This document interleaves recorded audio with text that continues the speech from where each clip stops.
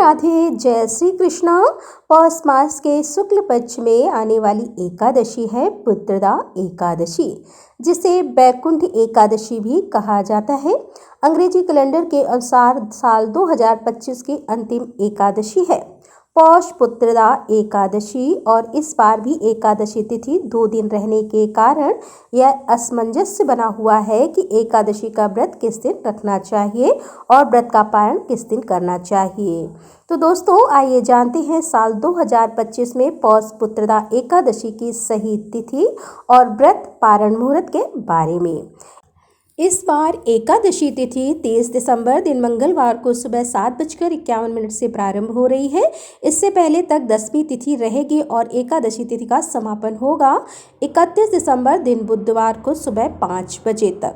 अगर एकादशी व्रत के दिन सुबह के समय 10वीं तिथि भी हो तो उस एकादशी को व्रत रखने के लिए ज़्यादा अच्छा नहीं माना जाता है, लेकिन ऐसा कहा जाता है कि इस दिन गृहस्थ लोग व्रत रख सकते हैं, लेकिन सबसे शुद्ध एकादशी मानी जाती है दशमी तिथि रहित एकादशी, यानी कि सुबह के समय दशमी तिथि ना हो। ऐसे में जो भी वैष्णव संप्रदाय के भक्त होते हैं या जो भी इससे जुड़े हुए लोग होते हैं वह शुद्ध एकादशी का ही व्रत रखते हैं, यानी कि अगर सूर्योदय के समय या ब्रह्म मुहूर्त के समय कुछ क्षणों के लिए भी एकादशी हो और उसके बाद अगर पूरा दिन द्वादशी तिथि हो तो वे सभी श्रद्धालु दूजी एकादशी का ही व्रत रखते हैं, जिसे वैष्णव एकादशी भी कहते हैं।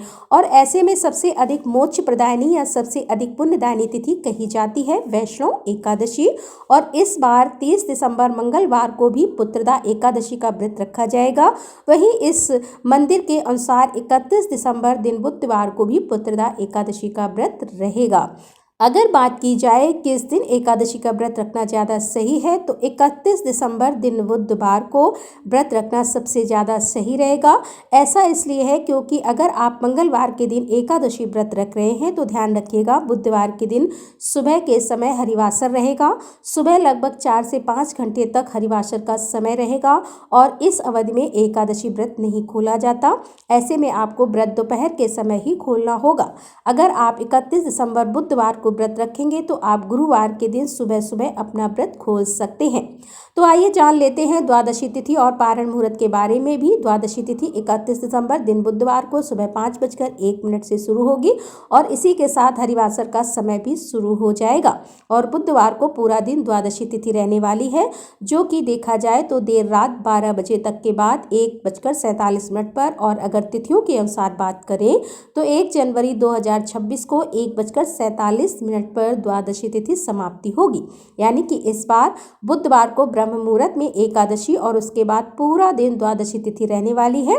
और जब भी दूजी एकादशी का व्रत लोग रखते हैं, यानी जिस दिन एकादशी और द्वादशी तिथि का संयोग होता है, तो व्रत का पारण त्रयोदशी तिथि के प्रथम प्रहर में ही किया जाता है, जिसका कोई दोष भी नहीं लगता, ऐसा शास्त्रों में भी वर्णन मिलता है। अब जो श्रद्धालु 23 दिसंबर मंगलवार के दिन एकादशी का व्रत रखना चाहते हैं, उन्हें 31 दिसंबर बुधवार को केवल दोपहर में 1:26 से लेकर 3:31 के बीच में ही व्रत का पारण करना होगा। और वहीं जो श्रद्धालु दूजी एकादशी या वैष्णव एकादशी व्रत का पालन करेंगे, उन्हें 1 जनवरी 2026 को सुबह 7:14 से 9:18 के बीच में अपना उपवास खोलना होगा। भले ही पारण के दिन द्वादशी तिथि सूर्योदय से पहले ही समाप्त हो चुकी होगी, लेकिन फिर भी व्रत का पारण इसी समय किया जाएगा। तो यह थी आज की वीडियो। अगर आपके मन में कोई सवाल हो तो कमेंट बॉक्स में पूछ सकते हैं। राधे राधे, जय श्री कृष्णा।